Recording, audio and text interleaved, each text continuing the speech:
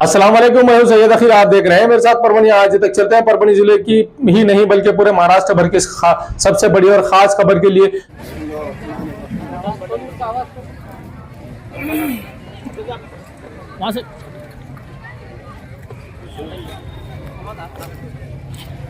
اتنا بڑا بنا کے رکھے اس کو چھوٹا کرنے کا نا،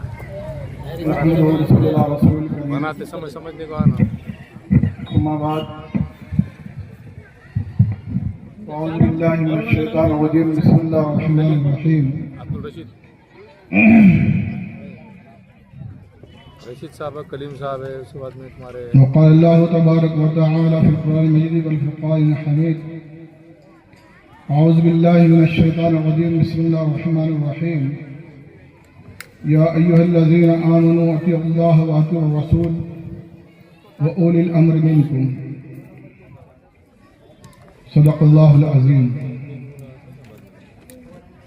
صدر اجلاس،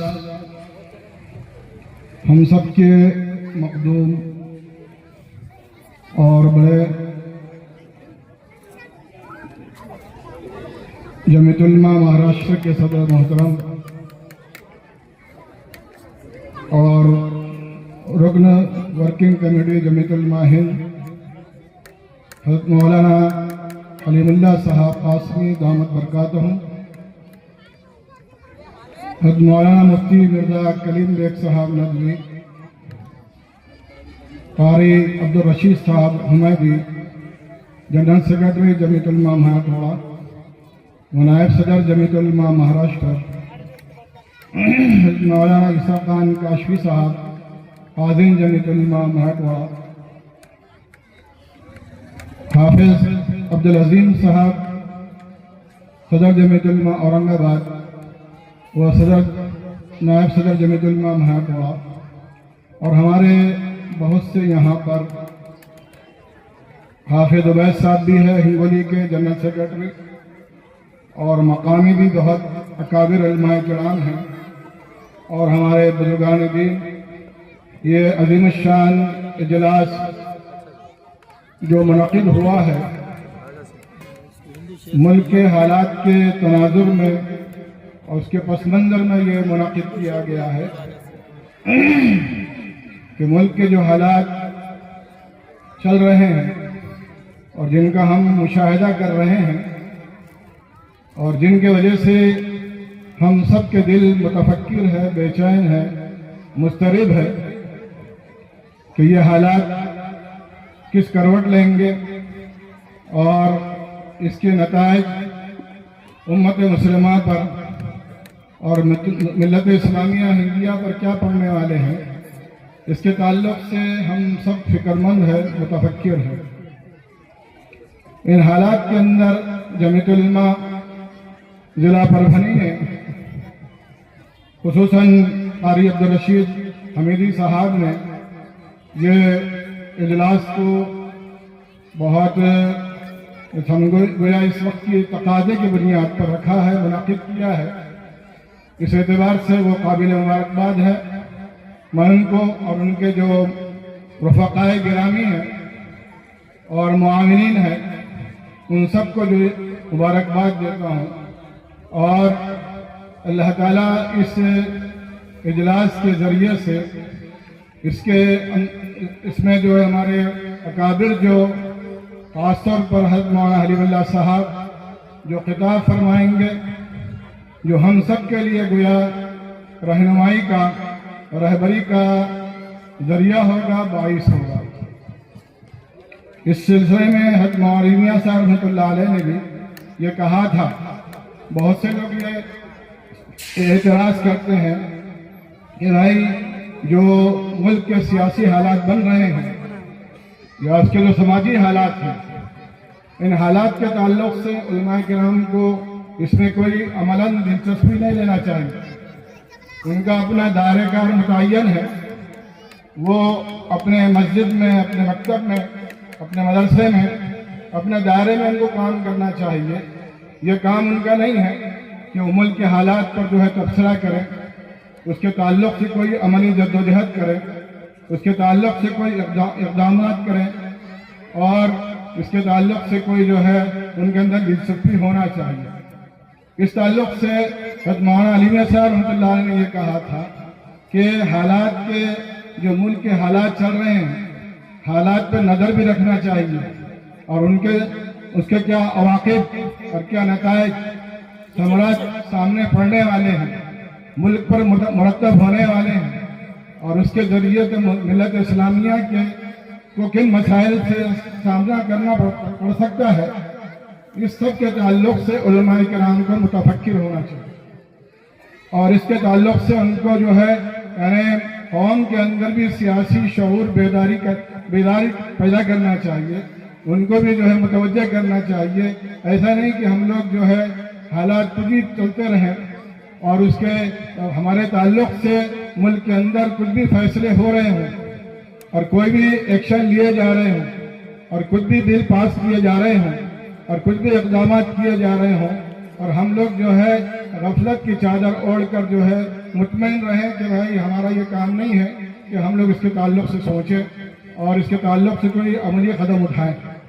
اس اعتبار سے مولانا نے کہا یہ تھا کہ جیسے نمازیں ضروری ہے اور جو ہے جو دیگر فرائض دین ہے اور اسلامی تعلیمات ہے، اس میں یہ بھی ضروری ہے کہ جو ہے علماء کرام عملاً میدان میں آئیں اور وہ خود بھی جو ہے ان حالات کے واقف کار ہوں، اس سے واقفیت رکھتے ہوں، ان کو جانتے ہوں اور وہ زمانے کی نبض پر اپنے ہاتھ رکھیں۔ اس اعتبار سے یہ جدوجہد بہت عظیم جدوجہد ہے کہ ملک کے حالات کے اندر قوم کے اوپر کیا اثرات پڑنے والے، مرتب ہونے والے، اس کے تعلق سے فکر کرنا چاہیے اور جو ہم سے جو ہو سکتا ہے اس کے تعلق سے فکر مند ہونا چاہیے۔ کل ہی ایک بات میں نے حضرت مولانا حلیم اللہ صاحب سے ہی سنا تھا ان کے بیان کے اندر کہ یہ کتنا بڑا یعنی قوم کی اور ملت کے مسائل کے تعلق سے فکر کرنا کتنا بڑا مقام ہے اور کتنا بڑا جو ہے اس کا یعنی بزرگوں کے نظروں میں جو ہے اس کی اہمیت ہے اور اس کی ضرورت ہے کہ وقت کا ولی ہے حضرت مولانا عبد القادر صاحب رحمۃ اللہ علیہ رائے پوری، یہ وقت کے ولی تھے، بزرگ تھے، جن کے خلفاء میں اور جن کے مریدین کے اندر حضرت مولانا الیاس صاحب رحمۃ اللہ علیہ بھی تھے اور ان کے مریدین کے اندر حضرت شیخ الحدیث مولانا ذکی صاحب بھی تھے، ان کے مریدین کے اندر حضرت مولانا ابو الحسن ندوی رحمۃ اللہ علیہ بھی تھے، ان کے مریدین کے اندر جو یعنی حضرت مولانا منظور رحمانی صاحب رحمۃ اللہ علیہ بھی تھے۔ تو اکابر علماء کرام جو اس ملک کے جو گزرے ہیں وہ بھی جو ہے ان کے مریدین میں سے تھے اور ان کے جو ہے یعنی شاگردوں میں سے تھے۔ انہوں نے یہ کہا، ان سے کسی نے یہ شکایت کی کہ مولانا حفظ الرحمان صاحب سیوہی رحمۃ اللہ علیہ جو جمعیت علماء کے سیکرٹری ہے، جنرل سیکرٹری ہے، وہ جو ہے بہت زیادہ سیاسی فکریں کرتے ہیں، سیاسی میدان بھاگ دوڑ کرتے رہتے ہیں اور وہ کانگریسی ہے اور کسی پارٹی سے تعلق رکھتے ہیں، اور ان کا مولانا حفظ الرحمان صاحب سے رحمۃ اللہ علیہ کا یہ کارنامہ تھا کہ 1947 کے بعد جو حالات جو ہمارے مسلمانوں پر جو حالات آئے تھے اس کے اندر بہت جدوجہد کی تھی، ان کو آسرا دینے کے لیے، ان کو دلاسا دینے کے لیے، ان کو تسلی دینے کے لیے بہت بھاگ دوڑ کی تھی، اور اوقاف کے تحفظ کے لیے بھی آپ نے بہت زیادہ کوششیں کی۔ تو یہ شکایت کی ان سے بعض لوگوں نے کہ اس کا پس منظر یہی تھا کہ علماء کرام کو یہ چیزوں میں نہیں جانا چاہیے، ان کا میدان الگ ہے، ان کا میدان مسجد ہے، ان کا میدان جو ہے خانقاہ ہے، اور ان کے میدان جو ہے مکتب ہے، ان کا دائرہ کار جو ہے صرف دینی ماحول میں رہنا ہے، یہ چیزوں میں نہیں پڑھنا ہے۔ تو یہ شکایت کی حضرت مولانا عبد القادر صاحب رحمۃ اللہ علیہ کے جو وقت کے ولی تھے، ان سے یہ شکایت کی تو مولانا نے یہ کہا جو وقت تو زیادہ ہو رہا ہے جس کے جانب ہمارے قاری صاحب اشارہ کر رہے ہیں، لیکن میں ان چیزوں کی اہمیت کو بیان کرتا ہوں، اسی واقعے کے بعد میں بات کو ختم کروں گا۔ تو حضرت مولانا عبد القادر صاحب رحمۃ اللہ علیہ نے یہ رائے پوری رحمۃ اللہ نے یہ کہا کہ حضرت سے میں یہ کہو، حضرت مولانا حفظ الرحمان صاحب سے رحمۃ اللہ علیہ سے یہ کہو کہ آپ نے اس مدت کے اندر جو ملت کے لیے بھاگ دوڑ کی ہے، جو جدوجہد کی ہے، ان کو آسرا دیا ہے، ان کو تسلی دی ہے، ان کو جو امداد فراہم کی ہے، اس مدت کہ جو انہوں نے محنت کی وہ جدوجہد مجھے دے دے، اور میں پوری زندگی کے جو مجاہدے ہیں، ریاضات ہے، عبادات ہیں اور معمولات ہیں، میں وہ سب کو ان کو دینے کے لیے تیار ہوں۔ یہ گویا جو اہل علم ہیں وہ جانتے ہیں کہ حضرت عبدالقادر صاحب رحمۃ اللہ علیہ کا، رائے پور رحمۃ اللہ علیہ کا کیا مقام ہے اور ان کی کتنی خدمات تھی اور کتنا جو ہے ان سے تعلق مع اللہ تھا۔ اس کے باوجود انہوں نے حضرت مولانا حفظ الرحمان صاحب سیوانی رحمۃ اللہ علیہ کی جو خدمات تھی ملت اسلامیہ کے لیے، انہوں نے یہ کہا کہ اس سے زیادہ بڑی بھی ہے۔ اس اعتبار سے یہ پروگرام جو جمعیت علماء کے تحت منعقد کیے جاتے ہیں، جو چاہے وہ سیاسی طور پر ہو، چاہے وہ دعوتی طور پر ہو، چاہے وہ سماجی طور پر ہو، چاہے جو ہے وہ تعلیمی طور پر ہو، ان سب کو اہمیت دینا چاہیے۔ اور ملک کے اندر جو حالات بن رہے ہیں اور اس کے جو فرقہ پرست طاقتیں جو ہے مسلمانوں کے تعلق سے ایکشن لے رہی ہے اور بل پاس کر رہی ہے، اس کے تعلق سے ہمارے بزرگ جو ہے کیا جدوجہد کر رہے ہیں، اس کو تحسین آمیز نظروں سے دیکھنا چاہیے، ان کی تائید کرنا چاہیے اور دامے درمے خدمت سخنے جو بھی ہم سے تعاون ہو سکتا کرنا چاہیے۔ میں دوبارہ جو ہے اس عظیم الشان اجلاس کو منعقد کرنے پر تمام جمعیت علماء ضلع پربھنی کو مبارکباد دیتا ہوں۔ اللہ تعالیٰ ہم سب کو جمعیت کی اہمیت اور اس کی افادیت اور اس کی ضرورت کو محسوس کرنے کی توفیق عطا فرمائے۔ وآخر دعوانا الحمدللہ رب العالمین۔ یہ تھے مولانا سید نصر اللہ حسینی، بڑی سنجیدگی اور متانت کے ساتھ اپنے خیالات کا اظہار کر رہے تھے۔ اب سمندر کو کوزے میں پیرونا کا ہنر جاننے والی شخصیت بہت ہی مختصر انداز میں 2 منٹوں میں اپنے خیالات کا اظہار کرنے کے لیے مولانا عیسیٰ خان صاحب کا شفیع سے گزارش و درخواست ہے کہ وہ آئیں اور اپنے خیالات کا اظہار فرمائیں۔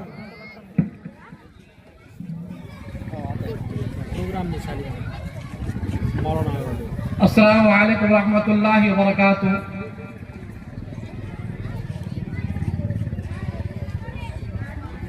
قاری صاحب نے 2 منٹ کا وقت دیا ہے۔ اب اس 2 منٹ کے اندر میں اس اسٹیج کے علماء کرام اکابرین حضرات جو بیٹھے ہیں ان کا نام کیسے لوں اور جو کرسیاں درمیان میں خالی ہیں ان کو کس طرح آگے بلانے کی کوشش کروں، کیونکہ درمیان میں ابھی کرسیاں کچھ خالی نظر آ رہی ہے، لہذا جو حضرات ادھر ادھر ہوٹلوں میں بیٹھ کر، چوراہوں پر بیٹھ کر یا کسی اور مقام پر بیٹھ کر سن رہے ہیں تو ان سے ادباً درخواست ہے کہ اتنا عظیم الشان اجلاس اور کانفرنس تحفظ شریعت پر منعقد ہو رہی ہے اور ہم اپنے آپ کو اس جلسے سے دور رکھ کر سن رہے ہیں، یہ مناسب نہیں ہے۔ یہاں ماشاءاللہ اہلیان پربھنی نے اور جمعیت علماء ضلع پربھنی نے بہت اچھا پروگرام یہاں پر ترتیب دیا ہے اور حضرت مولانا حلیم اللہ صاحب قاسمی صدر جمعیت علماء مہاراشٹر یہاں تشریف لا چکے ہیں۔ انشاءاللہ ان کا پرمغز خطاب اور پر اثر بیان ہوگا، لہذا جو حضرات ادھر ادھر کھڑے ہیں وہ یہاں پر تشریف لائے اور اس اجلاس میں مبارکباد دوں گا جمعیت علماء ضلع کے صدر قاری عبدالرشید حمیدی صاحب کو اور دیگر اراکین جمعیت علماء ضلع پربھنی کو کہ اتنا اچھا عظیم الشان پروگرام منعقد کیا۔ یہاں پر یہ پروگرام صرف پربھنی کے حد تک نہیں ہے بلکہ اسٹیج پہ آپ دیکھ رہے ہیں کہ پورے مراٹھواڑہ بھر سے لوگ یہاں موجود ہیں، اورنگ آباد سے، جالنا سے، ہنگولی سے، بہوکر سے، عثمان آباد سے، لاتور سے اور ناندیڑ سے اور تقریباً تعلق جات پورنا قریب جتنے تعلقہ جات ہیں یہ سب لوگ یہاں پر آئے ہیں اور جمعیت کے پورے خدام یہاں پر آئے۔ کیوں نہ آئے کہ ہمارے صدر محترم یہاں پر آئے، صدر محترم یہاں پر آئے ہیں، اس اعتبار سے ہماری یہاں حاضری ضروری ہے۔ میں مبارکباد دے کر اپنی بات کو ختم کروں گا۔ قاری صاحب بتائیں گے کہ میں نے 2 منٹ کا وقت دیا تھا، آنے میں مولانا کو 2 منٹ لگے اور بولنے میں زیادہ وقت لگ گیا، تو میں اسی پر بات کو ختم کرتا ہوں اور مبارکباد دیتا ہوں اور بچوں سے گزارش کرتا ہوں کہ جو بچے کرسیوں پہ بیٹھے ہیں، دیکھو کرسی ایک ایسی چیز ہے कुर्सी पे बैठो लेकिन ढिगाना मत करो, वरना लोग कुर्सी पे बैठ के ढिगाना कर रहे हैं। अल्लाह हम सबकी हिफाजत फरमाए। वाखिर दावाना अल्हम्दुलिल्लाह रब्बिल आलमीन। जज़ाकल्लाहु खैरा। जज़ाकल्लाहु खैर। कारी साहब मैं इंशाल्लाह 2 मिनट में, पौने 2 मिनट में खत्म कर दूंगा। आज जमीयत उलमा परभनी की जानिब से जो मुनाकिद इजलास है, इसमें हम सब के बड़े जमीयत उलमा महाराष्ट्र की हरदिल अजीज शख्सियत, जमीयत उलमा की आन बान और शान, जिनकी कुर्बानी और जिनके नाम के लिए आज हम उनके नाम पर यहाँ जमा हुए, ऐसी शख्सियत उनके सामने हमने बयान करना, यानी उसके आगे मैं क्या बताऊं कि हमारा पूरा वक्त हम हजरत को देना चाहते हैं और उनको सुनना चाहते हैं। लेकिन मैं जमीयत उलमा अरशद मदनी शहरी जमीयत औरंगाबाद के सदर के नाते से मुझे यहाँ पर मेरे दोस्त हजरत मुफ्ती मिर्जा कलीम बेग साहब सदर मराठवाड़ा और नायब सदर जमीयत उलमा मराठवाड़ा महाराष्ट्र, वो जनरल सेक्रेटरी मराठवाड़ा जनाब कारी रशीद साहब ने हम लोगों को मदऊ किया। इसलिए मैं आप तमाम का तहे दिल से शुक्रिया अदा करता हूँ और मुबारकबाद पेश करता हूँ जमीयत उलमा परभनी के जिम्मेदारान को। और आप तमाम हजरात से एक दरख्वास्त करता हूँ मैं, जो सामने मजमा बैठा है माशाअल्लाह उलमा किराम का मजमा है। जमीयत उलमा मुझे जुड़कर आज पूरे 12 साल हो चुके हैं। 2013 में जमीयत उलमा से मैं जुड़ा हूँ और 2013 से मेरा राब्ता हजरत मौलाना मोहतरम जमीयत उलमा की जो आज पूरे महाराष्ट्र में नहीं, महाराष्ट्र जमीयत की तोती पूरे हिंदुस्तान में बोली जा रही है। और उसकी वजह है सिर्फ मौलाना हलीमुल्लाह साहब कासमी दामद बरकातहुम। आपको जिस वक्त जनरल सेक्रेटरी का ओहदा महाराष्ट्र जमीयत में मिला, उसके बाद हम लोग जमीयत उलमा से जुड़े। मैंने देखा हजरत ने सबसे पहले 2013 में औरंगाबाद में मुझे एक प्रोग्राम दिए कि हाफिज साहब मैं एक प्रोग्राम आपको देना चाहता हूँ, मराठवाड़ा में मेरी नजर आप पर पड़ी है। अल्हम्दुलिल्लाह उस वक्त हजरत की तशरीफ आवारी भीड़ में होने वाली थी। जमीयत उलमा की जो है हजरत मौलाना अरशद मदनी दामद बरकातहुम के छोटे भाई मौलाना अरशद मदनी का प्रोग्राम हम लोगों ने औरंगाबाद में लिए। मौलाना की कुर्बानी उस वक्त जो सदर थे, मैं ये कहता हूं कि वो 2 सुतून और मौलाना हलीमुल्लाह अकेले 2 सुतून, यानी ये 4 सुतून पर जमीयतुल्लाह कायम थी महाराज, जिसमें से 2 सुतून जो है मौलाना मरहूम मुस्तकीम सदर साहब मरहूम और हजरत गुलजार अहमद आजमी साहब का इंतकाल हो चुका है। और आज पूरी जिम्मेदारी के साथ हजरत मौलाना हलीमुल्लाह साहब आपकी कंधों पर जो है जमीयत उलमा ने सदारत का जो है जिम्मेदारी दी है। हजरत का मैं आपको बताऊं, कोई दिन ऐसा नहीं है जिस दिन सफर नहीं होता। जमीयत उलमा की जिम्मेदारी संभालने के बाद जो 10 साल केसेस थे, जितने हल हुए, जितने केसेस निपटारा हुआ, हजरत के 1.5 साल के अंदर उससे ज्यादा हुआ। 1.5 साल हुए सदर बन के, 1 साल नहीं हुआ, 1 साल में जमीयत उलमा चाहे वो मुकदमात का मामला हो, अब तो ऑल इंडिया जमीयत उलमा हिंद की पूरे केसेस जमीयत उलमा महाराष्ट्र के साथ उनको दे दिए गए हैं कि आप इस सवाल कीजिए। मैं यहाँ पर आप लोगों के साथ में बहुत कुछ बोलना चाहता हूँ, लेकिन मुझे 2 मिनट दिए गए, इसीलिए मैं हजरत के लिए यहाँ पर आया हूँ। और मैं चाहता हूँ कि हजरत को शमला नहीं फेटा पहनकर और जमीयत उलमा मराठवाड़ा सदर, जमीयत उलमा मराठवाड़ा के जनरल सेक्रेटरी, नायब सदर मुंतखब होने पर मौलाना कारी साहब, इन तीनों हजरात का इस्तेमाल इंशाल्लाह जमीयत उलमा औरंगाबाद के जाने से किया जाएगा। मैं आप हजरात से रुखसत लेता हूँ। आखिर दुआ अल्हम्दुलिल्लाह की बुनियाद पर काम करने की तौफीक अता फरमाए। हमारे दरमियान इसी तरीके से एक हीरा, एक गौहर, नांदेड़ शहर व जिला की मारूफ शख्सियत مولانا مبین خان صاحب انعامدار سے گزارش و درخواست کرتا ہوں کہ وہ بھی 2 منٹ میں اپنے خیالات کا اظہار فرمائیں۔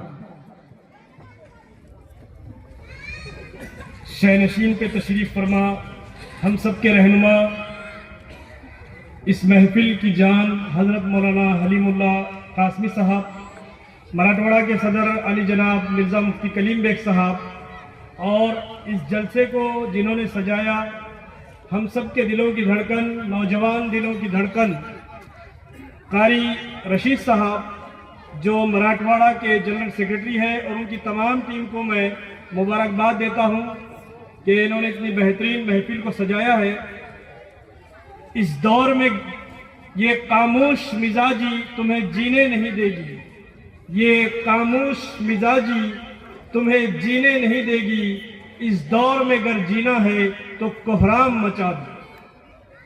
آج ہم سب جس عظیم المرتبت ہستی کو سننے کے لیے آئے ہیں، میں آپ تمام سے بہت ہی ادب سے درخواست کرتا ہوں کہ آپ پوری توجہ کے ساتھ، سنجیدگی کے ساتھ حضرت والا کے پیغام کو سنیے اور اس پر عمل کرنے کی کوشش کیجیے۔ اقتدار میں بیٹھے ہوئے لوگ جو ہے آج کیا کر رہے ہیں اور ہمیں کیا کرنا چاہیے، حضرت والا یہ ہم کو بتائیں گے۔ بس اقتدار میں بیٹھے ہوئے لوگوں کے لیے میں ایک شعر کہنا چاہوں گا۔ ذرا سا جوش کیا دریا میں آیا، ذرا سا جوش کیا دریا میں آیا، سمندر کی برائی کر رہا ہے۔ اتنا کہہ کر میں اپنی جگہ لیتا ہوں۔ جے ہند۔ ماشاءاللہ، یہ تھے مولانا مبین خان صاحب جو سماجی ملی اعتبار سے بڑی زبردست خدمات ہیں، اور بھوکر سے مولانا کا تعلق ہے۔ بزرگوں اور دوستوں، تھوڑی سی ترتیب کو بدل کر ہمارے اس اجلاس کے صدر علاقہ مراٹھواڑہ جمعیت علماء کے صدر، گوناگوں صلاحیتوں کی مالک شخصیت، خاموشی بھی بہت سارے جوابات ہوتی ہے، ایسی شخصیت، بہت ہی سنجیدگی اور متانت کی حامل شخصیت، حضرت مولانا مفتی مرزا کلیم بیگ صاحب ندوی صدر جمعیت علماء مراٹھواڑہ، وہ اس عظیم الشان اجلاس کے صدر عالی وقار کے دیار میں جاتے ہوئے حضرت سے گزارش و درخواست کرتا ہوں، بغیر قید کے حضرت کے دیار میں جاتا ہوں، گزارش و درخواست کرتا ہوں کہ آپ اپنے خیالات کا اظہار فرمائیں۔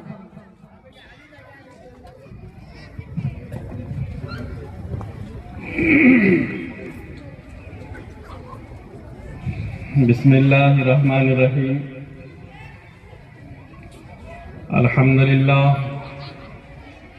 الحمدللہ کفا وسلام علی عبادہ الذین اصطفیٰ، اما بعد۔ قال اللہ تبارک و تعالی فی القرآن المجید، فاعوذ باللہ من الشیطان الرجیم، بسم اللہ الرحمن الرحیم۔ والذین جاہدوا فینا لنہدینہم سبلنا ان اللہ لمع المحسنین۔ صدق اللہ العظیم۔ اقبال نے کہا تھا کہ ستیزہ کار رہا ہے ازل سے تا امروز، ستیزہ کار رہا ہے ازل سے تا امروز، چراغ مصطفی سے شرار بولہبی۔ آج کے اس عظیم الشان اجلاس کے صدر عالی قدر، ہم تمام کے بڑے و محسن و مربی حضرت مولانا حلیم اللہ صاحب قاسمی، صدر جمعیت علماء مہاراشٹر، اسٹیج پر تشریف فرما جمعیت علماء مراٹھواڑہ کے نائبین حافظ عبدالعظیم صاحب، مولانا سید نصر اللہ حسینی صاحب، حافظ عبید صاحب، مبین انعامدار صاحب، مولانا عیسیٰ خان کاشفی صاحب، اور آج کے اس عظیم الشان جلسے کی نظامت و انتظام سنبھالے ہوئے اور جمعیت علماء مراٹھواڑہ کے سیکریٹری قاری عبدالرشید صاحب اور تمام میرے ساتھیوں، دوستوں اور سامنے تشریف فرما تمام شہر پربھنی کی معزز، معتبر، مستند، علمی، ثقافتی، سماجی، سیاسی اور ادبی شخصیات، السلام علیکم ورحمۃ اللہ وبرکاتہ۔ مجھے ایک ساتھی کا اور نام لینا چاہیے کہ میں دیکھ رہا جمعیت علماء ضلع پربھنی کے سیکریٹری ماشاءاللہ مستقل اپنے ساتھیوں کے ساتھ مجمع میں تشریف فرما ہیں اور ضروریات کو پوری کر رہے ہیں۔ حافظ سید عیسیٰ صاحب، چونکہ آپ ہی کی یہ ترتیب ہے کہ الحمدللہ بچے بھی، جوان بھی اور ساری عمر کے لوگ ماشاءاللہ باترتیب بیٹھے ہیں۔ اللہ آپ کو اس محنت کا بہترین صلہ عطا فرمائے۔ میرے عزیز دوستوں، بزرگوں، آج کا یہ اجلاس جس اچھوتے اور منفرد عنوان کے ساتھ رکھا گیا ہے، یقیناً شریعت کا تحفظ اور آئین کا تحفظ، دونوں چیزیں جس انداز سے ہمیں یکجا ہونے کی دعوت دیتی ہے، ہمارے آپسی انتشار کو ختم کر کے ایک پلیٹ فارم پر جمع ہونے کا ہمیں پیغام دیتی ہے، یقیناً اس کے نتائج، اس کے اثرات بڑے دور رس ہوں گے انشاءاللہ۔ اصل میں چیزیں کوئی نئی نہیں ہیں، یہ تو نظام ہے کہ حق اور باطل کی جنگ ہر دور میں، ہر زمانے میں اور ہر طریقے سے ہوتی آئی ہے۔ آج ہماری شریعت پر جس انداز سے ڈاکہ ڈالا جا رہا ہے، شریعت کے نظام میں خلل پیدا کرنے کی جو کوشش کی جا رہی ہے اور شریعت کو کسی نہ کسی طریقے سے مجروح کرنے کی جو سازش رچی جا رہی ہے، اس سے کوئی بینا، کوئی دانا جو ہے بے خبر نہیں ہے۔ لیکن دوستوں، بزرگوں، بڑے عجیب و غریب انداز میں ایک ایسا لبادہ اڑا کر، ایک ایسا غلاف اس پر چڑھا کر کہ آئین نے ہر ہندوستانی کو اپنے مذہب کی آزادی کے ساتھ دیش میں رہنے کا جو موقع دیا ہے، وہ موقع اتنا عظیم ہے کہ ہر شخص اس ملک میں اپنے مذہب پر عمل کرتے ہوئے رہ سکتا ہے۔ لیکن حاضرین اکرام، میں آپ کو بتاؤں کہ آئین کو تبدیل کرنے کی یا آئین کے شقوں کو محدود کرنے کی اور ہمارے یعنی دیش واسیوں کی آئین سے ناواقفیت اور کم واقفیت کی وجہ سے آہستہ آہستہ آئین پر حملہ کرنے کی کوشش کی جا رہی ہے، اور یہ اسی کا نتیجہ ہے کہ آج ہمارے مذہبی شاعر کو نشانہ بنا کر باضابطہ ایوانوں میں اس پر بحث ہونے کے باوجود اور اس کے اندر کے نقائص کو اجاگر کرنے کے باوجود ایوانوں میں اسے پاس کر دیا جا رہا ہے۔ کئی ایسے دفعات اور کئی ایسے قانون جس کا تعلق خاص طور سے مسلمانوں سے ہے، انہی چیزوں کو لے کر جو ہے پورا نظام حکومت یا برسر اقتدار جو لوگ ہیں وہ صرف اپنی ساری توانائی اسی پر صرف کر رہے ہیں کہ مسلمانوں کو ان کی ملی املاک سے، مسلمانوں کو ان کے قومی وراثت سے، مسلمانوں کو ان کے مذہبی شعائر سے، مسلمانوں کو ان کے اوقافی املاک سے کس طرح محروم کیا جائے۔ ساری کوششیں اسی اعتبار سے ہو رہی ہیں، اور ہمیں ایسے موقع پر جہاں جاگنے کی ضرورت ہے جہاں اپنے ملی اثاثے کو سمجھنے کی ضرورت ہے، جہاں ہمارے قومی ورثے کو جاننے اور اس کا تحفظ کرنے کی ضرورت ہے، میرے عزیز بزرگوں دوستوں مجھے معاف کرنا، حق بات بولنے کی میں کوشش کر رہا ہوں، ہم ان چیزوں سے بے خبر ہونے کی حد تک جو ہے خواب غفلت میں پڑے ہوئے ہیں۔ ماضی قریب میں جمعیت علماء کی آواز صدر محترم حضرت مولانا سید ارشد مدنی دامت برکاتہم نے بھی لگائی تھی کہ اپنے اوقافی چیزوں کو، خاص طور سے مساجد کو، مدارس کو، خانقاہوں کو اور ہمارے جیسے قبرستانوں کو، یا جو بھی ہماری یعنی اوقافی وراثت ہے، جو بھی ہماری قومی وراثت ہے، جو ہماری ملی وراثت ہے، اس کا تحفظ کیا جائے، اس کے ڈاکومنٹ صحیح کیے جائیں، اس کے کاغذات کو مکمل کیا جائے۔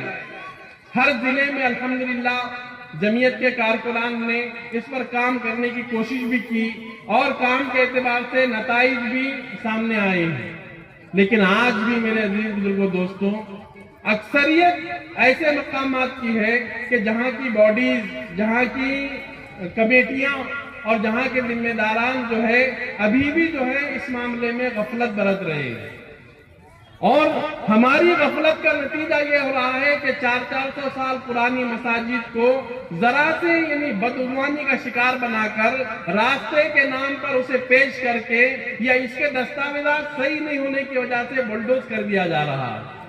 400 سال پرانی مساجد، اداروں کا، قبرستانوں کا اور اسی طرح مزاروں کا، درگاہوں کا بھی یہی معاملہ ہے کہ ہمارے بزرگوں نے ہمارے لیے اتنی زمینات اوقاف کے نام پر، انعامات کے نام پر رکھ دی ہے کہ آنے والے مسلمان جن کی خستہ حالی دین سے، جن کے یعنی کم تعلقی کو وہ بہت پہلے جان چکے تھے، انہوں نے جو ہے اس طرح کی چیزیں مسلمانوں کے حوالے کر کے گئے کہ ان چیزوں کی حفاظت کرو اور تمہارے بعد آنے والے لوگوں کے لیے اس کو بچا کر رکھو۔ لیکن آئین ایک ایسی چیز ہے دوستوں بزرگوں کہ جس کی وجہ سے آج تک وہ چیزیں ہمارے پاس باقی ہے۔ اگر تھوڑی سی ہم نے کاغذی اعتبار پر یعنی بیداری کا ثبوت دیا اور اس کے تعلق سے تھوڑی فکریں کی تو انشاءاللہ ہم اپنی مذہبی ان مقامات کو، اسلامی شاعر کو، ان مقدس مقامات کو بچانے میں کامیاب ہو سکتے ہیں، ورنہ زمانہ تو قیامت کی چال چل رہا ہے دوستو بزرگ۔ وہ کسی نہ کسی طریقے سے، کسی نہ کسی روپ سے، کسی نہ کسی انداز سے ہماری ان چیزوں کو ہتھیانے کی ہر ممکن کوشش کر رہا ہے، اور اگر وہ چاہیں تو ایک دم مسلط ہو بھی سکتا ہے، لیکن اس کے سامنے جو آئینی دیوار ہے، اس کے سامنے جو بہت بڑا پہاڑ ہے، وہ ہے آئین کا پہاڑ، وہ ہے دستور کی دیوار، کہ اس نے اس کو اتنا یعنی ناقبت اندیش قدم اٹھانے سے ہمیشہ روکا ہوا ہے۔ اس لیے ضرورت اس بات کی ہے کہ ہم دوستوں بزرگوں اپنی چیزوں کی حفاظت کرنے کے لیے ہمارے آپسی اور اختلافی جو معمولی مکڑی کے جالے کے موافق جو نظریات ہیں، ان نظریات سے باہر آئیں، اجتماعیت کے ساتھ ان چیزوں کا تدارک کریں، اور اپنے ملی اثاثے کو بچانے کے لیے اللہ نے جس صلاحیت کا ہمیں خوگر اور مکلف بنایا ہے، ان صلاحیتوں کو دوستو بزرگوں قوم کی اس وراثت کو بچانے کے لیے استعمال کریں۔ یہی وقت کا تقاضا ہے۔ میں نے کہا تھا کہ قرآن کریم نے اللہ تعالیٰ فرماتے ہیں کہ وَالَّذِينَ جَاهَدُوا فِينَا لَنَهْدِيَنَّهُمْ سُبُلَنَا، جو کوشش کرتا ہے اللہ تبارک تعالیٰ اس کو ضرور دیتے ہیں۔ اور خواب غفلت میں پڑنے والے کے لیے دوستو بزرگوں کوئی چیز کا ملنا بڑا دشوار ہے۔ خالی ہاتھ پر ہاتھ دھرے بیٹھے رہنے سے کسی چیز کا ملنا مشکل ہے۔ دعائیں کوششوں کے بعد کرنی چاہیے۔ کوشش کچھ بھی نہیں، صرف دعاؤں سے مسائل حل کریں گے تو اللہ تبارک تعالیٰ بھی فرماتے ہیں کہ ان اللہ لا یغیر بقوم حتی یغیروا ما بانفسہم، جو خود اپنے آپ کو بدلنے کی کوشش نہ کرے تو اللہ تبارک تعالیٰ بھی اس کو تبدیل نہیں کرتے۔ اس لیے کوشش کیجئے، آئین نے ہمیں جو تحفظات دیے ہیں ان تحفظات کا پورا استعمال کیجئے، اپنی وراثت کو بچائیے، ورنہ کل آنے والی نسلیں جو ہے دوستو بزرگوں ہماری اس غفلت کی وجہ سے ہمیں معاف نہیں کرے گی۔ بہت ضروری ہے، اس لیے اقبال نے کہا تھا کہ حالات اور مسائل سے ڈرنا، ان سے گھبرانا اور ان کا رونا یہ ہماری فطرت نہیں ہے۔ اور ہماری شان تو یہ ہے دوستو بزرگوں کہ ہم اگر پہاڑوں کو چیرنا چاہیں، عزم کر لیں تو ہم پہاڑوں کو چیر سکتے ہیں، چٹانوں کو ریزہ ریزہ کر سکتے ہیں، اور علمی اور قلمی کام کے اگر نمونے دیکھیں تو تاریخ میں ایسے واقعات بھرے ہوئے دوستو بزرگوں کہ ہم نے قلمی کاوشوں سے بھی علم کے بڑے بڑے پہاڑ انہیں قائم کیے ہیں۔ لیکن آج ہماری بدعملی کہیے، ہماری اپنی غفلت کہیے یا ہماری اپنی کوتاہی کہیے، سارے وسائل ہونے کے باوجود میں صدر محترم کے علم میں ایک بات لانا چاہتا ہوں کہ مراٹھواڑہ میں اوقاف کے دفاتر اگر کہیں ہیں تو وہ پربھنی میں ایک ہیں اور اورنگ آباد میں ایک ہیں۔ تو اتنی بڑی چیزیں ہمارے پاس ہونے کے باوجود دوستو بزرگوں ہم اپنی مساجد، مقابر، مدارس، خانقاہیں، قبرستان، سواریوں کے بنگلے، یہ جو کچھ بھی ہمارے پاس اس قسم کی پراپرٹی ہے اس کے دستاویزات ہم مکمل کر لیں گے تو انشاءاللہ ہم بہت بڑا کمال کرنے والے ہو جائیں گے۔ اس لیے اقبال نے کہا تھا کہ حالات سے مت ڈریے، مسائل کو رونا مت روئیے، حالات چلتے رہتے ہیں اور ہم کو اپنا کام کرنا رہتا ہے۔ اقبال نے کہا تھا کہ ستیدہ کار رہا ہے ازل سے تا امروز، ستیدہ کار رہا ہے ازل سے تا امروز، چراغ مصطفی سے شرار بولہبی۔ میرا خیال ہے کہ مجھے جو وقت کی قید لگائی گئی تھی شاید وہ پوری ہو چکی ہے۔ نادم جلسہ بالکل ملک الموت کی طرح کھڑے ہو چکے ہیں، لہذا میں بھی یہ چاہتا ہوں کہ اللہ تبارک تعالیٰ آج کے اس جلسے کو مبارک بنائیں، انتظام کرنے والوں کو بہترین صلہ عطا فرمائیں، محنت کرنے والوں کی محنت کو اللہ بے انتہا قبول کریں اور اس جلسے کے ثمرات، اثرات اور برکات دور اور دیر تک کے لیے اللہ تبارک تعالیٰ جاری و ساری فرمائیں۔ وآخر دعوانا الحمدللہ رب العالمین۔ جزاک اللہ خیرہ۔ ماشاءاللہ صدر محترم نے بہت ہی پرمغز اور جامع عنوان کے تحت خطاب فرمایا۔ اوقات کی کمی نے یقیناً ملاقات کاٹ دی۔ اللہ تبارک و تعالیٰ آپ کو جزائے خیر عطا فرمائے۔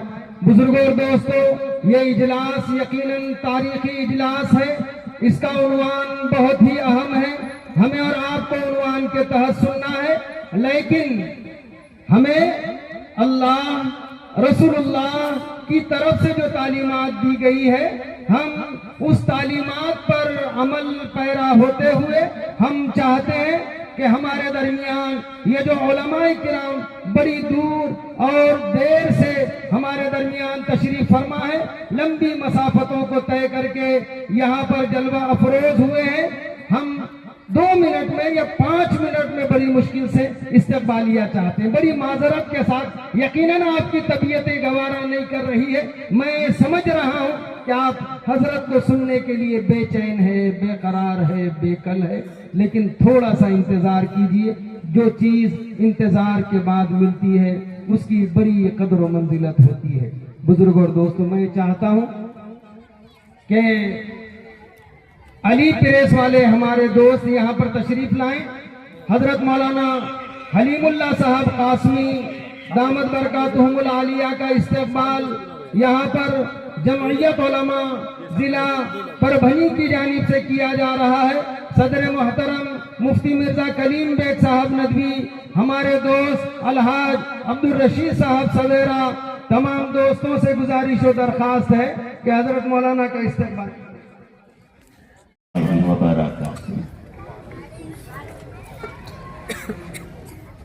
بسم اللہ الرحمن الرحیم، الحمد للہ رب العالمین، والصلاة والسلام على سید المرسلین وعلى آلہ وصحبہ اجمعین۔ أما بعد فقد قال النبي صلى الله عليه وسلم لا يزال من أمتي أمة قائمة بأمر الله لا يضرهم من خذلهم ولا من خالفهم حتى يأتي أمر الله وهم على ذلك أو كما قال عليه الصلاة والسلام۔ آج کے اس اجلاس کے صدر محترم، اسٹیج پر رونق افروز علماء کرام، سامنے بیٹھے ہوئے بزرگوں، دوستوں اور نوجوانوں، اسٹیج پر پیچھے جو بینر لگا ہوا ہے اس پر آج کے اس جلسے کا عنوان جلی حروف میں اور موٹے حروف میں لکھا ہوا ہے تحفظ آئین ہند۔ جو لوگ ملک کی تاریخ اور خاص طور سے جنگ آزادی کی تاریخ سے واقف ہیں وہ جانتے ہیں کہ ہمارے ملک کا آئین یا کہہ لیجئے دستور یا کہہ لیجئے سنویدھان، یہ 150 سال کی جنگ آزادی کے بعد اور لاکھوں شہادتیں دینے کے بعد ہمیں ملا ہے، اور اس دستور کو بنانے والوں کے ذہن میں ایک بات پوری طرح واضح تھی کہ ہمارے ملک کو متحد رکھنے، ایک رکھنے اور کسی طرح کے انتشار سے ملک کو بچانے کا واحد ذریعہ یہ ہے کہ ایک سیکولر دستور بنایا جائے اور اس میں ملک میں بسنے والی تمام اقلیتوں کو، اکثریت کو، وہ لسانی اقلیتیں ہوں یا مذہبی اقلیتیں ہوں، سب کو برابر کا حق دیا جائے اور ہر شہری کو اپنے مذہب پر عمل کرنے کی مکمل آزادی دی جائے۔ اسی بات کو سامنے رکھ کر کے یہ دستور ہند بنایا ہے، اور 1950 میں یہ ملک میں نافذ کیا گیا۔ آج وہ کیا حالات پیش آ گئے کہ صرف 75 سال ہی گزرے کہ اس آئین کے لیے خطرات پیدا ہو گئے، اور اس آئین کے لیے جمعیت علماء نے پہلے جد و جہد کی تھی، اسی آئین کے تحفظ کے لیے جمعیت علماء پھر میدان میں آنے پر مجبور ہوئی۔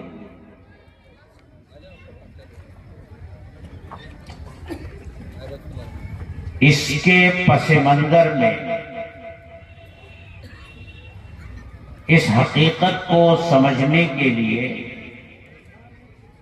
آپ کو صدیوں پیچھے کی داستان جاننی ہوگی، ہندوستان کی تاریخ جاننی ہوگی، ملک کی آزادی کی تاریخ جاننی ہوگی، اور ہمارے بزرگوں نے اس ملک کی آزادی کے لیے کیا قربانیاں دی ہیں اسے جاننا ہوگا۔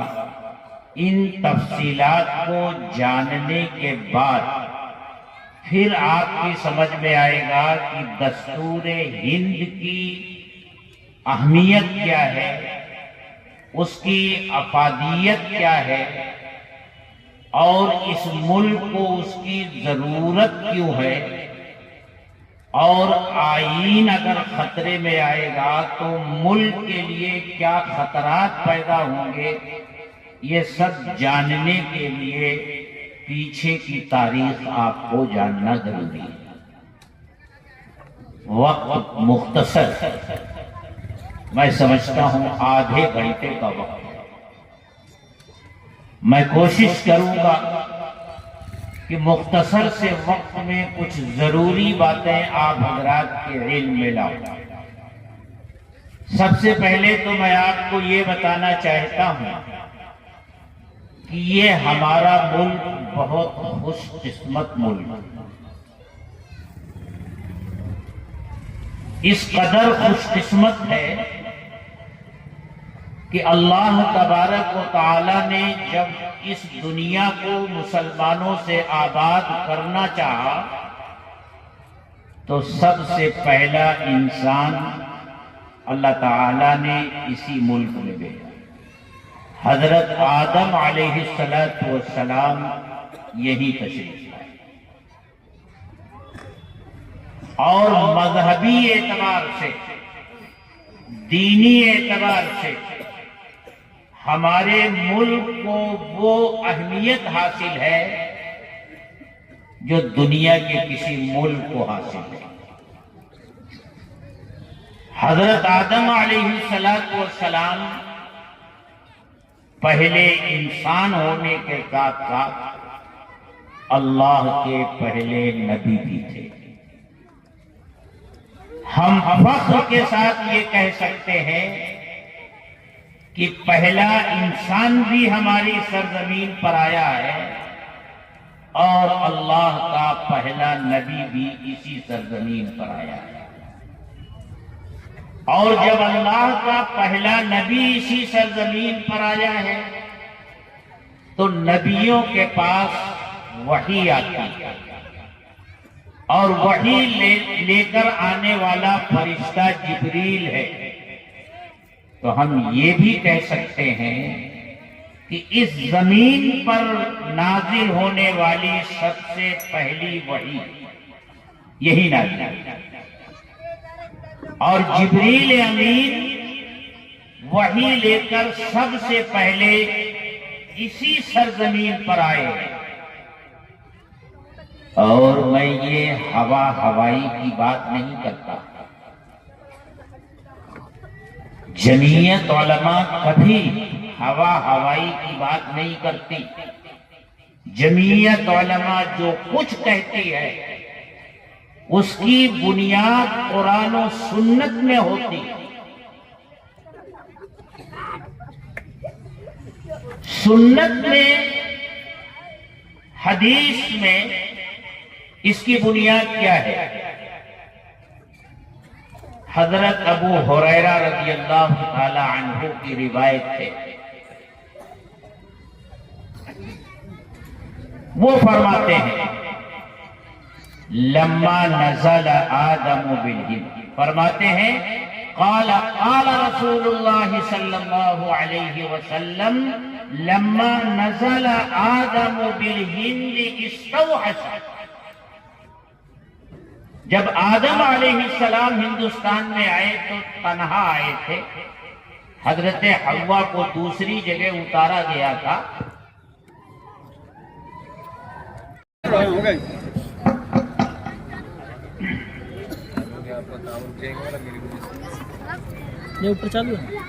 درود شریف پڑھ لیجیے۔ اللہم صلی علی سیدنا مولانا محمد یا رسول اللہ صلی اللہ علیہ وسلم۔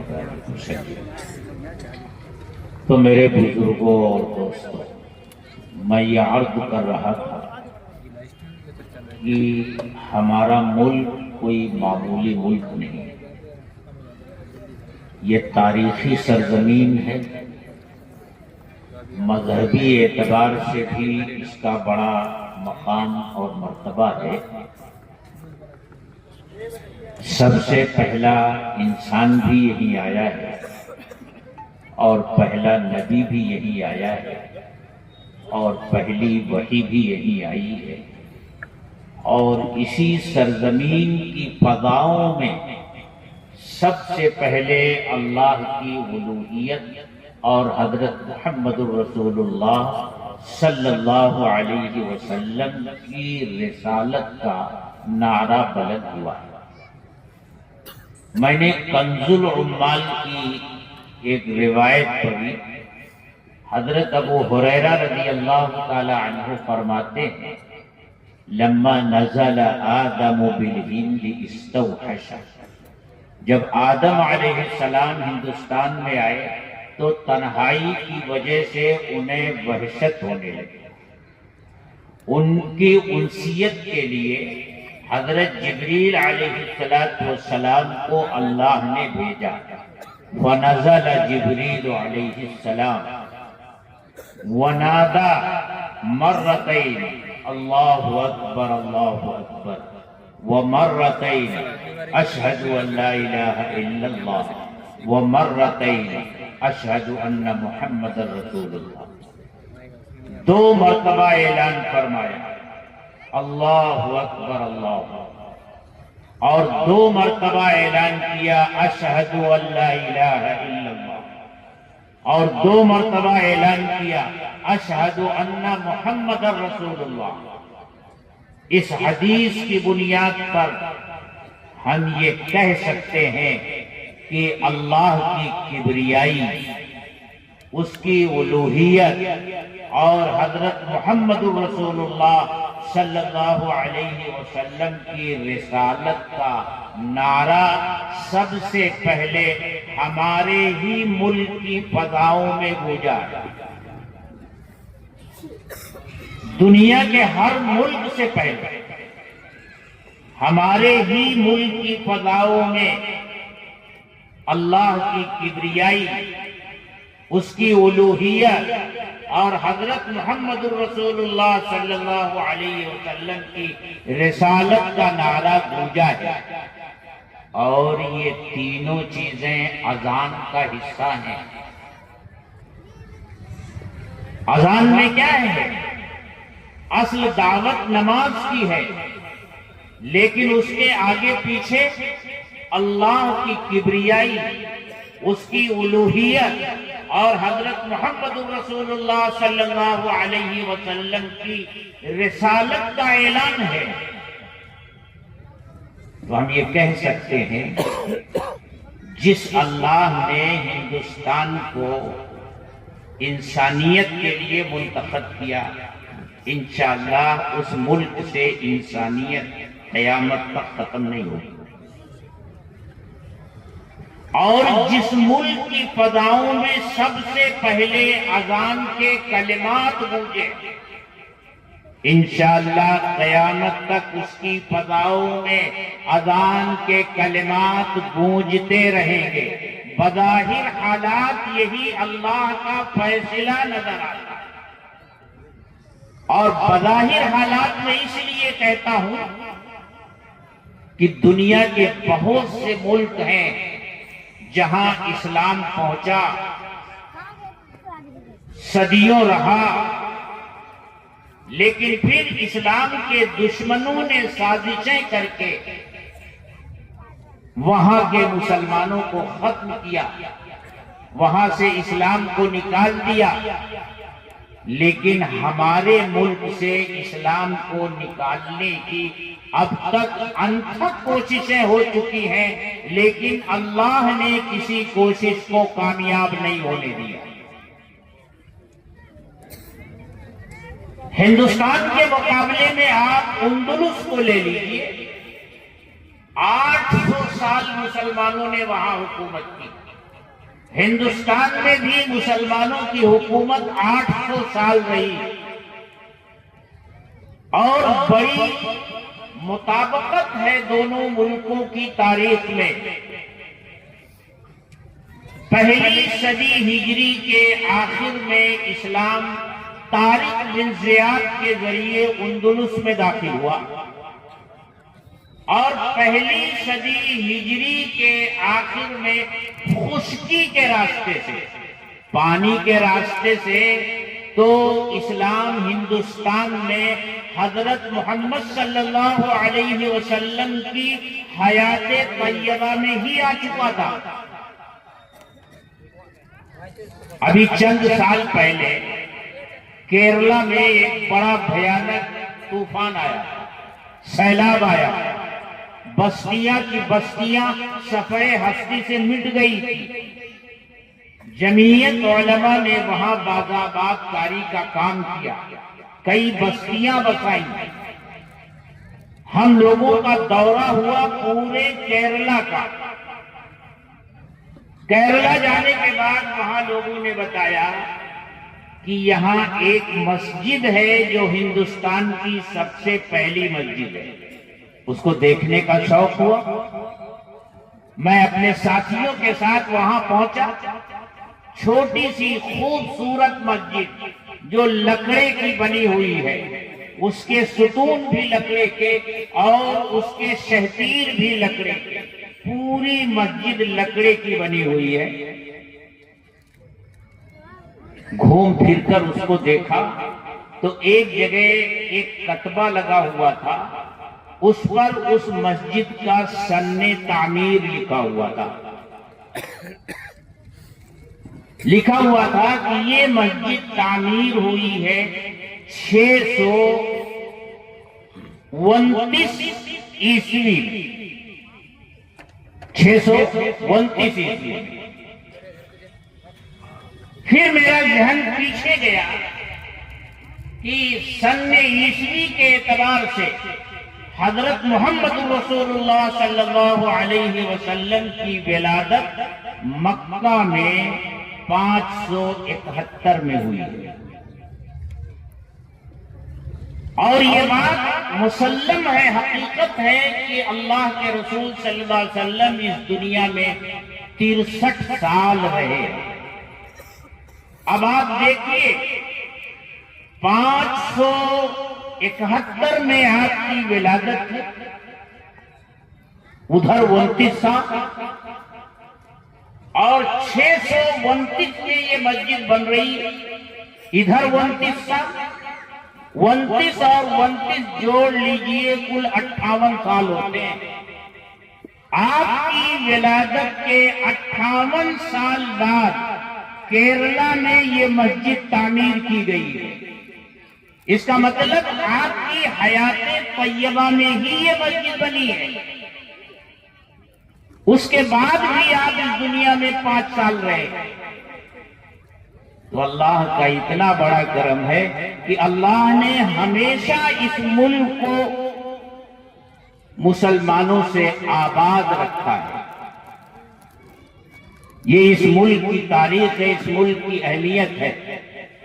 اور ہمارے بزرگوں کو دیکھیے کہ شیخ الاسلام نے ہندوستان کے فضائل پر ایک رسالہ لکھا ہے، فضائل ہندوستان، جس میں متعدد حدیثوں کے ذریعے اس ملک کی فضیلت بیان کی ہے، اس ملک کی خصوصیات بیان کی ہے۔ اتنا اہم ہے ہمارا یہ ملک۔ ایک طرف اس ملک کی اہمیت ہے، اور دوسری طرف دیکھیے ہمیشہ ڈاکو اور لٹیرے اس ملک کا رخ کرتے رہے، کیونکہ ہمارا ملک ہر طرح کی دولت سے مالا مال تھا۔ ہمارے ملک کا تجارتی تعلق دنیا کے بہت سارے ممالک سے تھا، لیکن یہ تجارتی تعلق اس طرح کا تھا کہ ہمارا ملک ایکسپورٹ کرتا تھا، امپورٹ نہیں کرتا تھا۔ دنیا کے دوسرے ممالک کے تاجر یہاں آتے تھے، یہاں سے سامان خریدتے تھے، اور لے جا کر کے اپنے ملکوں میں بیچتے تھے۔ اس طرح ساری دنیا کی نقدی ہمارے ملک میں جمع ہو گئی۔ سونے کی چڑیا کہا جاتا ہے۔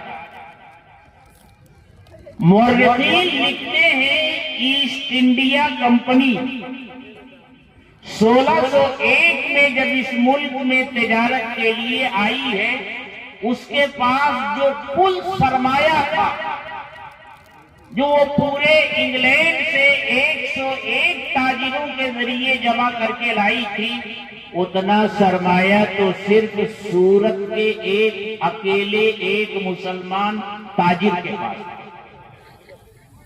یہ حال تھا ہمارے ملک کا۔ لیکن جب اورنگزیب عالمگیر رحمت اللہ علیہ کی وفات ہوئی،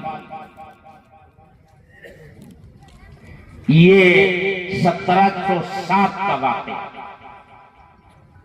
تو ہمارے ملک میں طوائف الملوکی کا دورہ شروع ہو گیا۔ ہر جاگیردار، ہر نواب اور چھوٹا راجہ خود مختاری کا دعوے دار بن گیا، اور آپس میں لڑائیاں شروع ہو گئی۔ طوائف الملوکی کا یہی دورہ ہے جس میں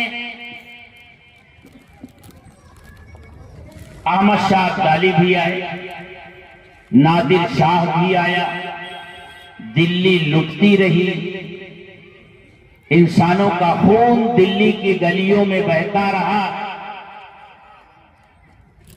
اور یہی وہ دور ہے۔ اورنگزیب عالمگیر اس دنیا سے رخصت ہوتے ہیں، اور اللہ تبارک و تعالی حضرت شاہ ولی اللہ محدث دہلوی رحمت اللہ علیہ کو پیدا فرماتے ہیں۔ اللہ نے اس دنیا کو دارالاسباب بنایا ہے۔ اللہ اپنا ارادہ اسباب کے پردے میں ظاہر فرماتے ہیں۔ اللہ یہ نہیں چاہتے تھے کہ ہندوستان کا بھی وہی حشر ہو جو اندلس کا ہو چکا ہے۔ اللہ اسباب پیدا فرما رہے ہیں۔ حضرت شاہ ولی اللہ محدث دہلوی رحمت اللہ علیہ نے ملک کے حالات دیکھے، اقتدار کے لیے آپس کی جنگیں دیکھی، ایک راجہ دوسرے راجہ کو شکست دینے کے لیے باہر کی طاقتوں سے مدد لے رہا ہے، یہ دیکھا۔ سلطنت مغلیہ کا زوال دیکھا، یہاں تک دیکھا کہ اورنگزیب کے انتقال کے بعد صرف 10 سال کے قلیل مدت میں 12 بادشاہ دلی کے تخت پر بٹھائے گئے اور اتارے گئے، اور ان میں سے اکثریت کو قتل کیا گیا۔ کوئی اپنی طبعی موت نہیں مرا۔ اس لیے ہندوستان میں اگلا نظام حکومت کیا ہو؟ حضرت شاہ ولی اللہ محدث دہلوی رحمت اللہ علیہ نے خاموشی کے ساتھ ہندوستان کے نظام حکومت کا نقشہ تیار کیا۔ علماء یہاں بیٹھے ہیں، وہ جانتے ہیں کہ حضرت شاہ ولی اللہ رحمت اللہ علیہ نے حجت اللہ البالغہ لکھی، تفہیمات الہیہ لکھی، اور حجت اللہ البالغہ میں اسلامی نظام حکومت کے تمام ابواب کی ایسی تشریح اور تفسیر کی کہ اس کی نظیر دنیا کے کتب خانے میں آج کوئی کتاب موجود نہیں ہے۔ حضرت شاہ صاحب کا بڑی کم عمری میں انتقال ہوا، 60-62 سال کی عمر میں ان کا انتقال ہوا۔ ان کے نوجوان صاحبزادے 16-17 سال کی عمر کے صاحبزادے حضرت شاہ عبدالعزیز محدث دہلوی رحمت اللہ علیہ ان کے جانشین ہوئے۔ اور یہ اس سے پہلے اورنگزیب کے انتقال سے 1 صدی پہلے ایسٹ انڈیا کمپنی اس ملک میں آ چکی تھی۔ 1601 میں یہ جہانگیر کا دور تھا، اور تجارت کی اجازت لے کر کے اس کمپنی نے پورے ملک میں اپنی تجارت شروع کی، خاص طور سے ملک کے ساحلی علاقوں میں اپنی تجارتی کوٹھیاں بنائی۔ 100 سال تک یہ تاجر کے ہی بھیس میں رہے۔ اورنگزیب کے انتقال کے بعد جب دیکھا کہ ہر طرف افراتفری پھیلی ہوئی ہے تو انہوں نے اپنے کل پرزے نکالنے شروع کیے اور پھر فائدہ اٹھاتے اٹھاتے 1757 میں سراج الدولہ سے جنگ کی اور بنگال کی حکومت اپنے قبضے میں لے لی۔ 1757 پھر وہاں سے اس کے قدم بہار کی طرف بڑھے، دلی قریب، لیکن وہ جانتے تھے کہ میسور کی سرزمین پر اللہ کا ایک شیر بیٹھا ہوا اور ان کے راستے کی وہ ایسی چٹان ہے جس کو توڑے بغیر وہ ہندوستان پر قبضہ نہیں کر سکتے۔ تو بجائے دلی کی طرف بڑھنے کے انگریزوں نے دکن کا رخ کیا اور اس وقت کے نوابوں سے ساز باز کر کر کے اور اپنے جاسوس خریدے ہمارے درمیان سے، اور 1799 میں سلطان ٹیپو کی شہادت کا واقعہ پیش آیا۔ سلطان ٹیپو کی شہادت کا واقعہ پیش آیا تو ان کے جسد خاکی پر کھڑے ہو کر کے انگریز نے یہ کہا کہ اب آج سے ہندوستان ہمارا ہے، اور دنیا نے دیکھا کہ صرف 4 سال کے تھوڑے سے عرصے میں انگریز دلی پہنچ گیا، اور 1803 میں دلی کے لال قلعے پر اپنا پرچم لہرا دیا اور یہ اعلان کر دیا مخلوق تو خدا کی ہے، خدا کی رہے گی، اور برائے نام یہ ملک بادشاہ کا کہلائے گا، لیکن آج سے حکم اور قانون کمپنی بہادر کا چلے گا۔ ادھر انگریز کا اعلان ہوتا ہے اور ادھر ایک مدرسے کے ٹوٹے ہوئے بوریے پر اللہ کا ایک قطب بیٹھا ہوا ہے، ایک مرد قلندر بیٹھا ہوا ہے۔ یہ وہی مرد قلندر ہے جس نے اپنے باپ کے کھینچے ہوئے خطوط میں رنگ بھرنے شروع کیے تھے، اور انہوں نے جو پلان بنایا تھا اس پلان کے مطابق افراد سازی کا کام شروع کیا تھا۔ یہ تھے حضرت شاہ عبدالعزیز محدث دہلوی رحمۃ اللہ علیہ۔ انہوں نے اعلان کیا کہ اب یہاں حکم کمپنی بہادر کا چلے گا، اور حضرت شاہ عبدالعزیز محدث دہلوی رحمۃ اللہ علیہ نے فتویٰ جاری کیا، آج ہندوستان غلام ہو گیا اور مسلمانوں کے اوپر جہاد کرنا فرض ہو گیا۔ حضرت شاہ عبدالعزیز محدث دہلوی رحمۃ اللہ علیہ کا یہی فتویٰ جنگ آزادی کی بنیاد ہے۔ سوچو، جنگ آزادی کی آواز سب سے پہلے کہاں سے نکلی؟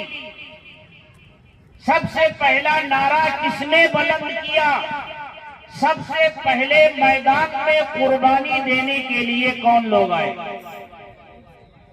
ایک مدرسے کی ٹوٹی ہوئی چٹائی سے یہ نعرہ بلند ہوا، ایک عالم دین نے یہ نعرہ بلند کیا، اور پہلی فوج کا دستہ جو انگریزوں سے مقابلے کے لیے نکلا، حضرت سید احمد شہید رحمت اللہ علیہ کی قیادت میں، جو بالا کوٹ کے میدان میں شہید ہوا، یہ علماء کی جماعت تھی، یہ اکابر اولیاء اللہ کی جماعت تھی، یہ مشائخ کی جماعت تھی۔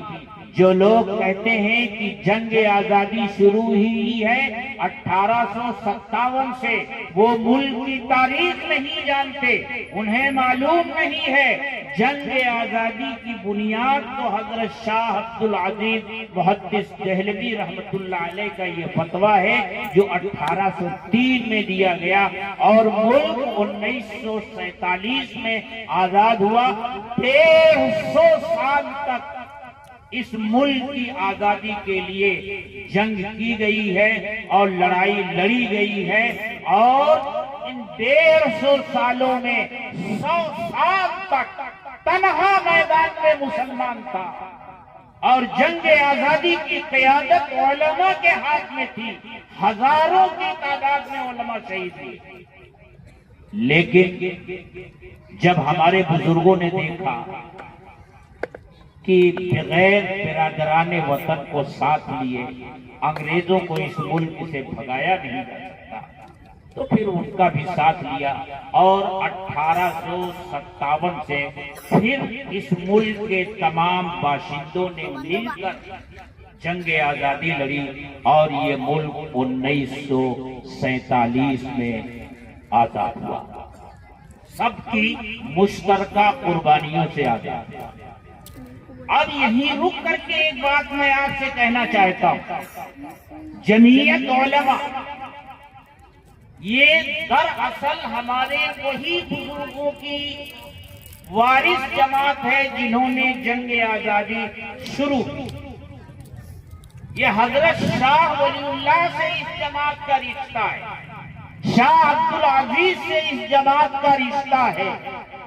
تو اگر اس بنیاد پر میں کہوں تو جمعیت علماء اگرچہ دستوری اعتبار سے 1919 میں وجود میں آئی، لیکن عملی طور سے جمعیت علماء 1803 سے ہی اس ملک میں کام کر رہی ہے، جنگ آزادی کی لڑائی لڑ رہی ہے، اور 1919 میں اسی قافلے حریت کا نام جمعیت علماء ہند پڑا۔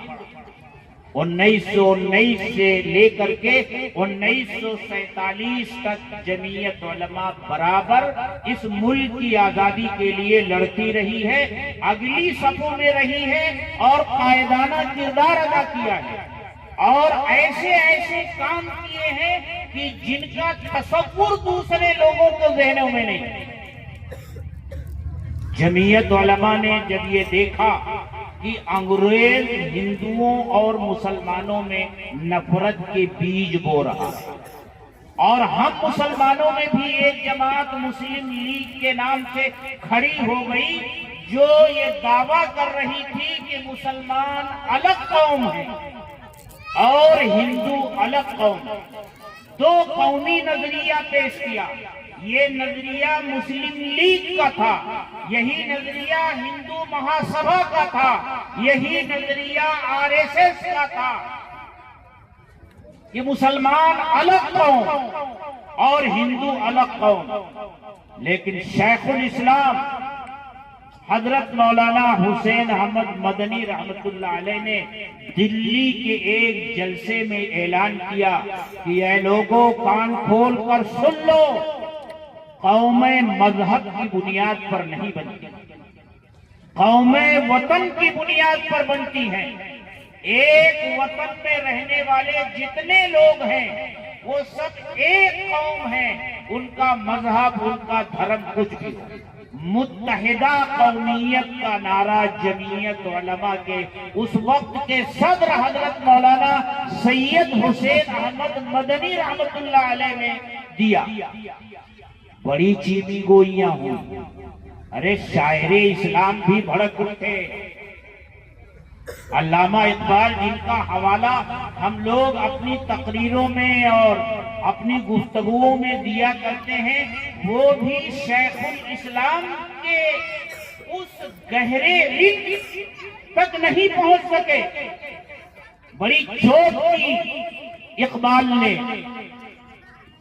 اور فارسی میں چند مصرے کہے، سرود بر سر منبر کی ملت از وطن زدے و بند حسین ایچ گل عجبی بمصطفیٰ برسا خیش را کی دی ہما ہو اگر بؤ نہ رسیدی تمام بول ہے دی. اقبال نے یہ بات کہہ دی، لیکن اقبال یہ نہ سمجھ سکے کہ قوم اور ملت یہ دونوں مترادف لفظ نہیں ہیں، ان دونوں کا الگ الگ معنی ہے. شیخ الاسلام نے قوم کا لفظ استعمال کیا تھا اور اقبال نے قوم کا ترجمہ ملت سے کیا اور یہ کہا سرود پر سر منبر کی ملت وطن، کہ ملت وطن سے بنتی ہے. حالانکہ ملت ایک مذہبی اکائی کو، ایک مذہب کے ماننے والے جتنے افراد ہوتے ہیں ان کو ملت کہتے ہیں، اور ایک وطن میں رہنے والے جتنے لوگ ہوتے ہیں ان کو قوم کہا جاتا ہے. اور حضرت شیخ الاسلام کے سامنے قرآن کریم کی مختلف آیات تھی، احادیث مبارکہ کی بہت سی روایتیں تھیں. مثلا نوح علیہ السلام اپنے ان لوگوں سے جن کی طرف وہ مبعوث ہوئے تھے اور ابھی حضرت نوح علیہ السلام پر ایمان نہیں لائے تھے، وہ کیا کہتے ہیں؟ یا قوم، اے میری قوم. یہی بات صالح علیہ السلام کہہ رہے، یہی بات ہود علیہ السلام کہہ رہے. یا قوم لا اسألکم علیہ اجرا، اے میری قوم میں جو کام کر رہا ہوں اس پر تم سے کوئی معاوضہ نہیں مانگتا. اور وہ حد کے میدان میں جب آپ کے چہرے مبارک سے خون جاری تھا، لوگوں نے کہا کہ آپ ان کے لیے بد دعا کیجئے، تو آپ نے کیا کہا تھا؟ اللہم اہد قومی فإنہم لا یعلمون. وہ مکہ کے لوگ جو ایمان نہیں لائے تھے ان کو آپ نے کیا کہا؟ اللہم اہد قومی، اے اللہ میری قوم کو ہدایت دے. تو قوم کا لفظ جو ہے یہ کسی مذہبی اکائی سے تعلق نہیں رکھتا. متحدہ قومیت کا نعرہ جمعیت علماء نے دیا. اس ملک سے نفرت کو ختم کرنے کے لیے جمعیت علماء نے یہ نعرہ بلند کیا تھا. اور آج ضرورت ہے، میں علماء کرام سے درخواست کرتا ہوں کہ جمعیت علماء کے متحدہ قومیت کے نظریے کی تشریح کیجیے اور اس مسئلے کو قرآن و سنت کے دلائل سے مبرہن کیجیے. قرآن کی آیات پیش کیجیے اور احادیث مبارکہ پیش کیجیے. اور جمعیت علماء مہاراشٹر نے یہ فیصلہ کیا ہے کہ انشاءاللہ متحدہ قومیت کے عنوان سے کتابچہ شائع کیا جائے گا، اردو میں بھی، ہندی میں بھی، مراٹھی میں بھی اور انگریزی میں. ملک آزاد پاکستان کا مطالبہ ہو رہا تھا. ہندوستان کا مسلمان اس شک میں پڑا ہوا تھا کہ یہاں کیا ہوگا، ہندو اکثریت میں ہیں، ہم اقلیت میں ہیں، وہ تو ہمارے اوپر مسلط ہو جائیں گے. تو جمعیت علماء اس وقت کی سیاسی پارٹی کانگریس سے یہ وعدہ لیتی چل رہی تھی، ہمیں یہ بتاؤ اگر ملک آزاد ہوا تو یہاں کا دستور کیا ہوگا. اور کانگریس یہ وعدہ کر رہی تھی کہ ملک آزاد ہوا تو یہاں کا دستور سیکولر دستور ہوگا. ملک آزاد ہوا تو ایک طبقہ کھڑا ہو گیا ہندوستان کا کہ مسلمانوں نے اپنے مذہب کے نام پر ایک حصہ زمین کا لے لیا، اب یہاں ہندو مذہب کی بنیاد پر قانون بنے گا. لیکن جمعیت علماء نے کانگریس کو پکڑا اور یہ کہا کہ تم نے ہم سے وعدے کیے ہیں کہ جب دستور بنے گا تو سیکولر دستور بنے گا.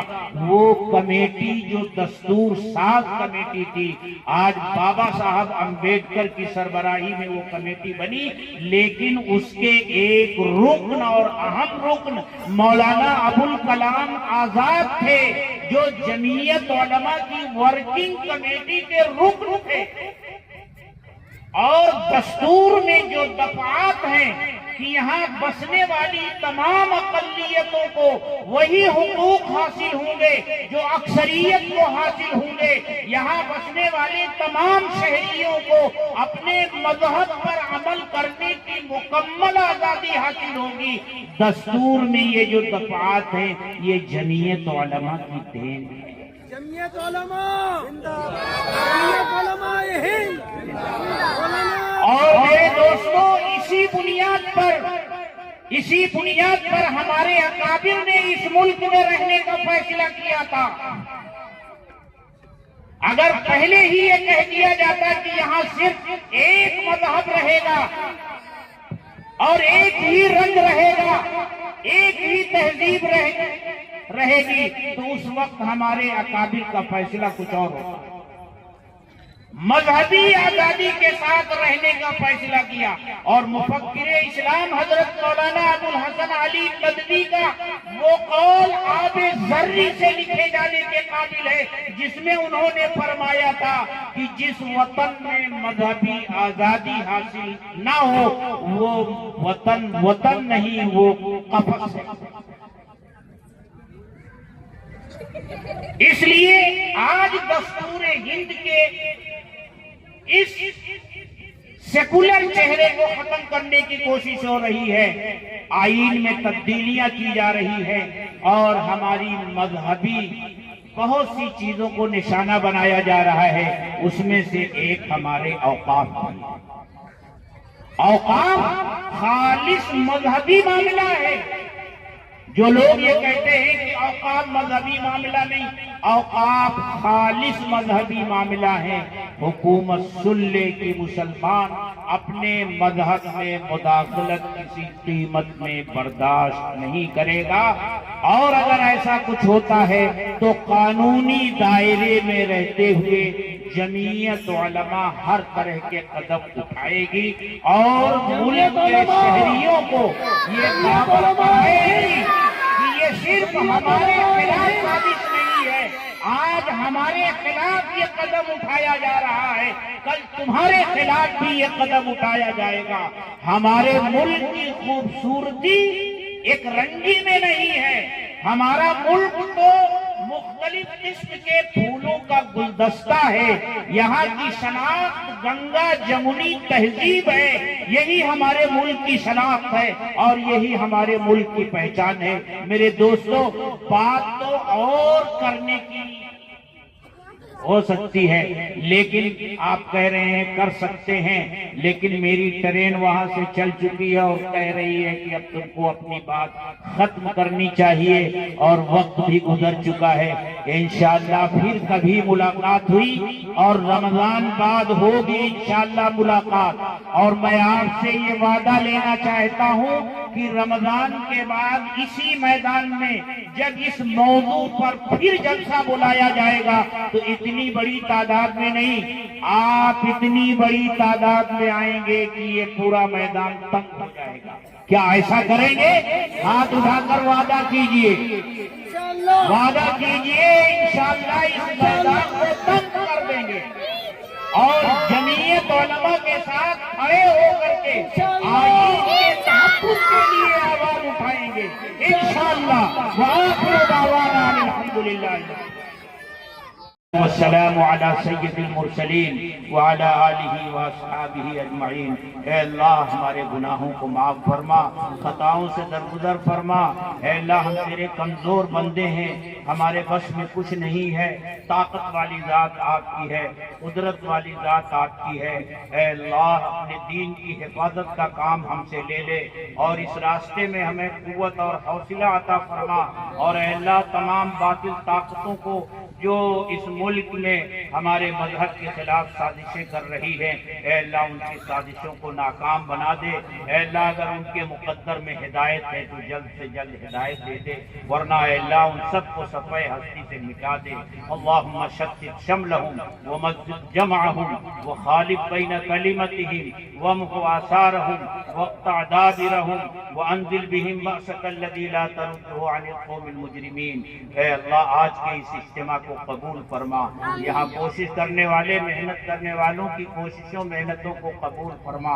जिसने जिस तरह की कोई मदद की है ऐ अल्लाह उसको कबूल फरमा। ऐ अल्लाह हम सब के यहाँ आने बैठने जमा होने को कबूल फरमा, अपनी रज़ा अता फरमा, अपनी मोहब्बत अता फरमा। रब्बना तक़ब्बल मिन्ना इन्नका अंतस समीउल अलीम व तुब अलैना इन्नका अंतत तव्वाबुर रहीम। व सल्लल्लाहु तआला अला खैरि खल्क़िही मुहम्मदिन व आलिहि व अस्हाबिही अजमईन, आमीन। देखिए मेरे दोस्तों, मेरी ट्रेन अभी है, इसलिए मुसाफा का मौका नहीं है।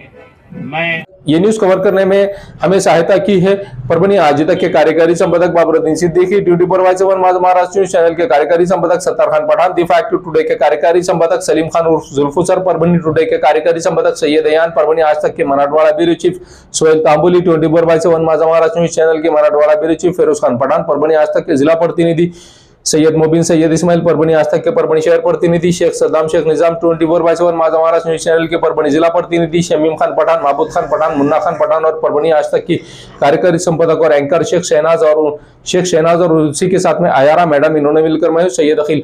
अगर आप पहली बार हमारा न्यूज चैनल देख रहे हैं तो ऐसी सूरत में आप हमारे चैनल को सब्सक्राइब कर लीजिए। सब्सक्राइब करने के बाद बेल आइकन का बटन जरूर दबाएं। उसी के साथ आप हमारे चैनल को लाइक करें, शेयर करें और कमेंट करना ना भूलें। आप हमें Facebook, Twitter, Instagram, Telegram, WhatsApp और यूट्यूब पर भी फॉलो कर सकते हैं। नीचे डिस्क्रिप्शन बॉक्स में हमारे तमाम जितने भी सोशल मीडिया के प्लेटफॉर्म है, इन तमाम का डिस्क्रिप्शन बॉक्स में हमने लिंक भेजी है, उसे जरूर फॉलो कीजिए। मुझे दीजिए इजाजत, जय हिंद। शादी हो या एंगेजमेंट, छिला हो या जुमागी, मीटिंग हो या कुछ और, परभणी शहर में तो भैया सिर्फ एक ही नाम, फैसल फंक्शन हॉल, दरगाह रोड, फैसल कॉलोनी, जमीर point, Parbhani.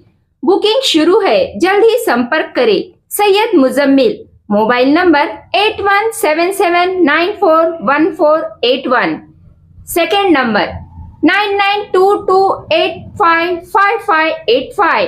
Faisal function hall की खुसूसियत, 2 व्हीलर 4 व्हीलर के लिए भरपूर पार्किंग व्यवस्था, लेडीज के लिए पर्दे का माकूल इंतजाम और सेपरेट कुशादा हॉल, जेंट्स के लिए separate hall, separate washroom, ladies के लिए सेपरेट हॉल, माकूल पानी का इंतजाम, दरगाह से करीब, सबसे कम बजट में। विजिट जरूर कीजिए, आज ही बुकिंग करें।